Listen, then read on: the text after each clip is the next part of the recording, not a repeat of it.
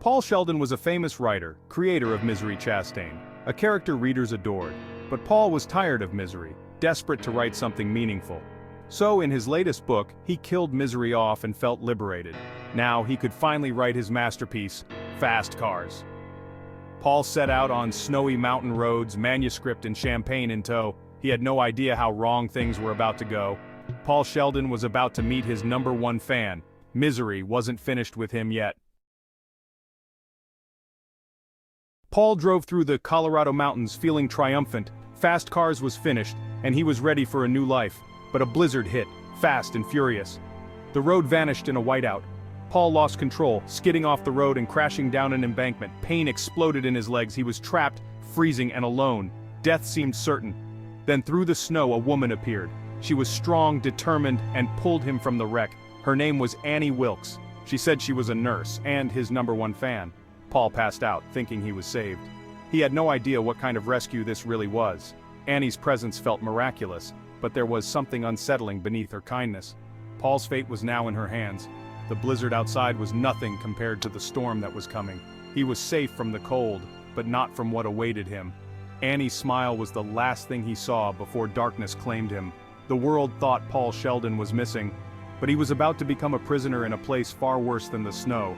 His story was just beginning. The real danger wasn't the crash, it was Wilkes. Paul's nightmare had only just begun. He was no longer in control of his own story. The blizzard was over, but the terror was just starting. Paul Sheldon was about to learn what it meant to be truly helpless. And Wilkes was just getting started. Paul woke in agony, his legs shattered in a strange bed. Wilkes, his rescuer, tended to him with unsettling devotion. She claimed the storm had cut them off from the world. Annie brought food and painkillers, always watching him closely. She gushed about misery, knowing every detail of Paul's books, but her mood shifted unpredictably, one moment sweet, the next cold and angry. The door to his room locked from the outside. Days blurred into weeks. Paul was completely dependent on Annie. The nurse who saved him was becoming his captor. Paul's world shrank to the size of his room. Annie's devotion was a mask for something much darker. Paul Sheldon was no longer a writer, he was Annie's prisoner. Annie finally read Paul's latest misery novel, the one where misery dies. Her excitement turned to fury. Misery couldn't be dead. Annie's rage was volcanic. She screamed, ranted, and called Paul a murderer. The mask of kindness was gone. Annie was a fanatic. She left Paul alone for days. No food, no water, no novel. The pain was unbearable. When she returned, she was cold and menacing. Annie demanded Paul bring misery back to life. He had to write a new book, Misery's Return, just for her. Paul tried to refuse, but Annie was relentless. She brought him a typewriter and paper. He had no choice, write or die. Annie's obsession was absolute. Paul's life depended on resurrecting the character he'd tried to escape. The typewriter became his prison. Annie watched his every move, her expectations suffocating. Paul's creativity was now a matter of survival. The line between fiction and reality blurred.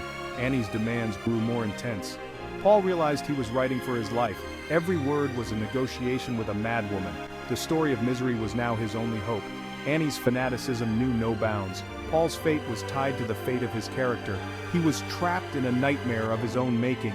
The only way out was through the story. Annie's love for misery was deadly. Paul's writing had never mattered more. The goddess had to return, or Paul would never leave alive. Paul began writing Misery's Return, forced by Annie's threats. The typewriter was missing then key, a constant reminder of his captivity. He wrote to survive, hating every word. At night, he plotted escape. He learned to pick the lock with a bobby pin. When Annie left, he explored the house, searching for a weapon or a phone. The house was cold, lifeless, a shrine to Annie's loneliness. He tried to poison her with crushed Novril but lost his nerve. Annie was always one step ahead. His failed attempt left him hopeless. Then Annie discovered his secret. Her punishment was brutal. She hobbled him with a sledgehammer. The pain was unimaginable. Escape was now impossible. Paul was utterly broken, physically and mentally. Annie's love was a prison. He was forced to keep writing, his only hope to keep her satisfied. The story became his lifeline. Every day was a battle for survival. Annie's control was absolute. Paul's world shrank to the typewriter and the pages he produced. He was a captive audience performing for his captor. The hope of rescue faded. Annie's punishments grew more creative. Paul's spirit was nearly crushed. But he kept writing, clinging to the faintest hope. The only escape was through the story. Annie's obsession was his torment. Paul's suffering was endless. He was a prisoner of words and Annie was his warden. The nightmare continued. Paul's world was reduced to pain, writing, and Annie's demands. During a secret exploration, he found Annie's scrapbook. It was filled with newspaper clippings, not of happy memories but of death. Obituaries of patients, babies, and even her own family. Annie had been a nurse, suspected in many deaths. The scrapbook revealed her as a serial killer. Paul realized he wasn't her first victim, just the latest. The house was a tomb, and Annie was its monster. The knowledge was terrifying. Paul knew she would never let him go. If he finished the book, she'd kill him to keep her secret. The story became his only weapon. He poured everything into Misery's return, hoping to keep her invested. Every page was a negotiation for his life. Annie's past was darker than he imagined. Paul's fear deepened. He was fighting a killer, not just a captor. The scrapbook changed everything. Paul's only hope was to keep Annie happy with the story. He had to buy time, to survive. The end of the book would mean the end of him. Annie's obsession was deadly. Paul's writing was now a matter of life and death. The truth about Annie was his greatest terror. He was trapped in the house of a murderer. The only way out was through the story. Paul's fate was sealed with every word he typed. The real horror was just beginning. While Paul was trapped, the outside world searched for him. His car was found, but he was missing. Sheriff Buster took the case, following a trail of clues. He learned about Annie Wilkes, the reclusive nurse. She'd bought the same paper Paul used. Buster visited Annie's house, suspecting nothing. Paul heard the sheriff's car, his one chance at rescue. He made noise, tried to signal for help. Annie acted fast, playing innocent with Buster.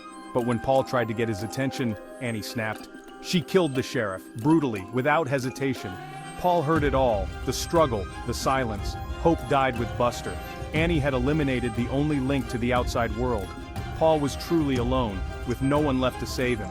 Annie's control was complete. The outside world had failed him. Paul's nightmare deepened, the law was gone, and Annie was more dangerous than ever.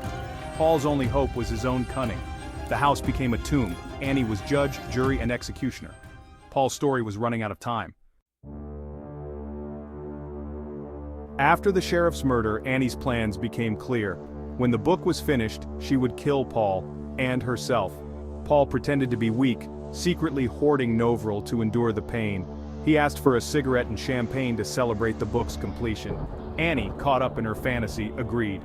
Paul finished Misery's return, then set a stack of fake manuscript pages on fire. "I burned your book!" he screamed. Annie lost control, lunging to save the burning pages. Paul fought back, smashing her with the typewriter. They struggled, desperate and brutal. Paul stuffed the burning pages in her mouth, choking her. The fight was savage, life or death. Paul used every ounce of strength to survive. Annie's rage was unstoppable, but Paul was determined. The room became a battleground. Paul's survival depended on his will to fight. The final chapter was written in blood and fire. Annie's obsession ended in violence. Paul's nightmare reached its climax. He fought for his life, and won. The story of Misery ended with Annie's defeat. Paul was finally free. Paul crawled out of Annie's house, barely alive. The police found him, and Annie's body was discovered in the barn. She was dead, but her presence lingered. Paul's recovery was long and painful. He would always walk with a limp. The physical scars were nothing compared to the mental ones. Misery's Return became a bestseller, hailed as his masterpiece. But Paul was haunted by Annie. Nightmares plagued him. He saw her everywhere. He tried to move on, but the trauma remained.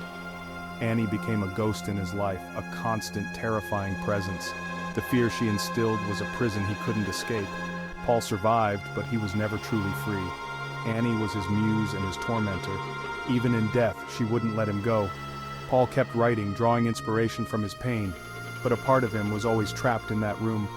Annie's footsteps echoed in his mind. He had escaped her house, but not her memory. The story of Misery was over, but Annie's shadow remained. Paul Sheldon would always be her captive audience. The nightmare of Annie Wilkes would haunt him forever.